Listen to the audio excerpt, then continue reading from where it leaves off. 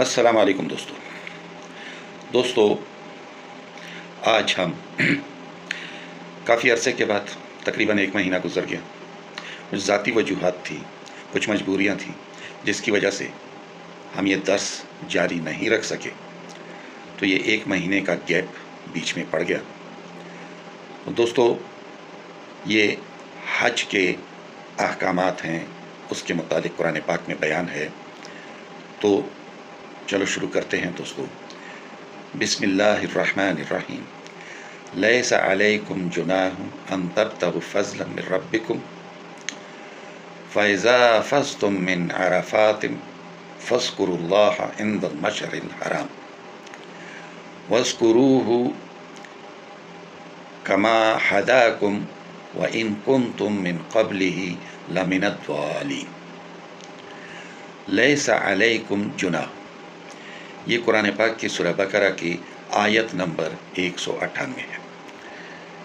لیسا علیکم جناح، نہیں ہے تم پر کوئی گناہ.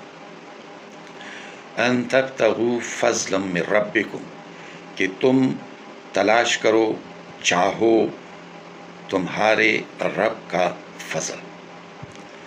فَإِذَا أَفَضْتُم مِّنْ عَرَفَاتٍ، پس جب تم لوٹو عرفات سے، فَاذْكُرُوا اللَّهَ عِنْدَ الْمَشْعَرِ الْحَرَامِ، تو یاد کرو اللہ کو، یعنی ذکر کرو اللہ کا عند المشعر الحرام، مشعر الحرام کے پاس. مشعر الحرام یہ مزدلفہ کو کہا جاتا ہے. تو وَاذْكُرُوهُ كَمَا هَدَاكُمْ، اور یاد کرو یا ذکر کرو جیسا تمہیں ہدایت کی گئی ہے. وَإِن كُنتُم مِّن قَبْلِهِ لَمِنَ الضَّالِينَ، اور اگر تم تھے اس سے پہلے اس سے ناواقف.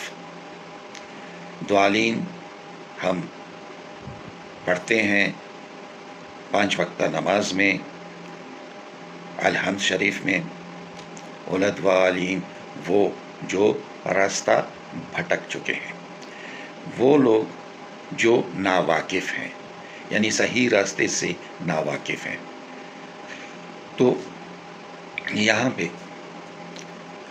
حج کے بارے میں، احکامات کے بارے میں کہا جا رہا ہے کہ تم پر کوئی گناہ نہیں کہ تم اللہ تعالیٰ کا فضل تلاش کرو، یعنی تم اپنے رزق کے لیے ہاتھ پیر مارو.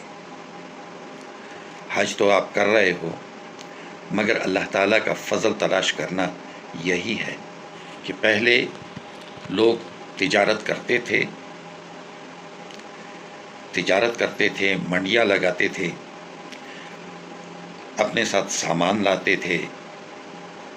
مگر جب اسلام، کیونکہ حج تو بہت پہلے سے کیا جاتا تھا، تو یہ جو جاہلیت کا زمانہ تھا اس میں بھی حج ہوتا تھا. مگر جب اسلام آیا اور حج پہ لوگوں نے کیا کیا کہ اپنے ہاتھ اس چیز سے کھینچ لیا، جو حاجی لوگ تھے وہ اس چیز سے انہوں نے ہاتھ اپنا کھینچ لیا کہ شاید اس طرح سے ہماری عبادت میں کوئی فرق آ جائے، کہ ہم یہاں حج کی نیت سے نہیں بلکہ تجارت کی نیت سے، ہمیں مطلب ہے ہماری نیتوں کو میں گڑبڑ آ جائے. اللہ تعالیٰ کہتا ہے کہ نہیں ہے تم پہ کوئی گناہ کہ تم اللہ تعالیٰ کا فضل تلاش کرو. فَإِذَا أَفَضْتُم مِّنْ عَرَفَاتٍ. اچھا، یہ جو ہے اس میں ایک صحابی،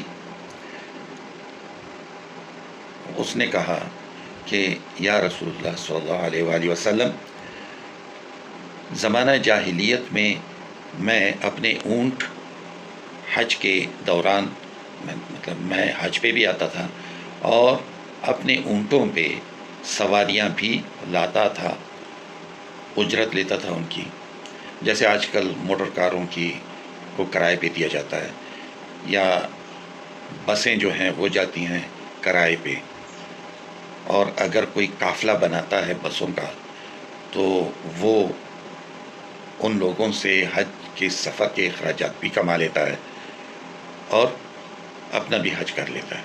تو اس طرح سے اس نے یہی کہا کہ میں حج پہ آتا تھا تو میں اونٹ کرائے پہ دیتا تھا، تو اب اگر میں ایسا کروں تو کیا مجھے کوئی گناہ ہوگا، میرے حج میں کوئی فرق ہوگا؟ تو یہاں پہ اللہ تعالیٰ یہ کہتا ہے لیسا علیکم جناح، نہیں ہے تم پہ کوئی گناہ، ان تبتغوا فضلا من ربکم، کہ تم چاہو فضل تمہارے رب کا، فَإِذَا أَفَضْتُم مِّنْ عَرَفَاتٍ، اور جب تم واپس جاؤ عرفات سے، جب تم واپس جاؤ عرفات سے، فَاذْكُرُوا اللَّهَ، تو اللہ کو یاد کرو، عند المشعر الحرام، مشعر الحرام مزدلفہ میں ایک مسجد ہے، تو اسے مسجد مشعر الحرام کہا جاتا ہے، یعنی یہ مزدلفہ کا نام ہے مشعر الحرام۔ تو مزدلفہ میں آپ اللہ تعالیٰ کو یاد کرو، وَاذْكُرُوهُ كَمَا هَدَاكُمْ، اور اسے یاد کرو جیسا کہ تمہیں ہدایت کی گئی ہے۔ ہدایت یہ ہے کہ جب مغرب کا سورج، یعنی مغرب کے وقت سورج ڈوب جائے تو تم لوگ بغیر مغرب کی نماز پڑھے عرفات کا میدان چھوڑ دو، اور مینا اور عرفات کے درمیان مزدلفہ پڑتا ہے، تو اس مزدلفہ میں پہنچ کر تم لوگوں نے مغرب کی نماز پڑھنی ہے، عشاء کی نماز پڑھنی ہے، اور دونوں اکٹھی پڑھنی ہے۔ یہ اس سے وہی مراد ہے کہ وَاذْكُرُوهُ كَمَا هَدَاكُمْ، جیسے تمہیں ہدایت کی گئی ہے اسی طرح یاد کرو۔ وَإِن كُنتُم مِّن قَبْلِهِ، اور اگر تم تھے اس سے پہلے، لَمِنَ الضَّالِينَ، اس بات سے ناواقف، اگر تم اس سے پہلے اس بات سے ناواقف تھے تو اب تمہیں حکم دیا جا رہا ہے کہ تم مغرب کی نماز اور عشاء کی نماز، یہ دونوں نمازیں مزدلفہ میں پڑھو گے، اور تم لوگ اگر حج کے دوران اللہ تعالیٰ کا فضل تلاش کرنا چاہتے ہو تو تلاش کر سکتے ہو۔ انشاءاللہ کل ایک دوسری آیت اس کے بعد، جو آیت نمبر 199 ہے، وہ بھی اسی حج کے بارے میں ہے، اس کا ترجمہ کریں گے اور تھوڑی سی تشریح کریں گے۔ کل تک کے لیے اجازت چاہتا ہوں، اللہ حافظ۔